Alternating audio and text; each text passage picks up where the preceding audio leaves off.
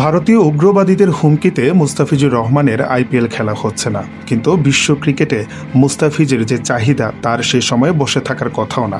Cutter master Mustafizur রহমানকে জানিয়েছে Pakistan super league. মঙ্গলবার রাত 8:40 পিএসএল এর অফিসিয়াল পেজ থেকে সামাজিক যোগাযোগ মাধ্যমে এ খবর জানানো হয়েছে। পিএসএল এর পোস্টে বলা হয়েছে, ব্যাটাররা সাবধান, এবার নতুন অধ্যায় শুরু করতে যাচ্ছে ফিজ। পিএসএল এর 11তম আসরে যোগ দিয়েছে মুস্তাফিজ।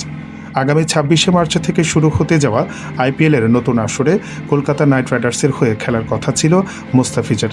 দুর্দান্ত ফর্মে থাকা পেসারকে গত মাসে নিলামে 9,20,00,000 রুপিতে নিয়েছিল দলটি, কিন্তু বাংলাদেশে সংখ্যালঘু নির্যাতনের অভিযোগে ভারতের বিভিন্ন রাজনৈতিক নেতা ও ধর্মীয় গোষ্ঠীর প্রতিবাদের মুখে তাকে দল থেকে বাদ দিতে নির্দেশ দেয় ভারতীয় বোর্ড।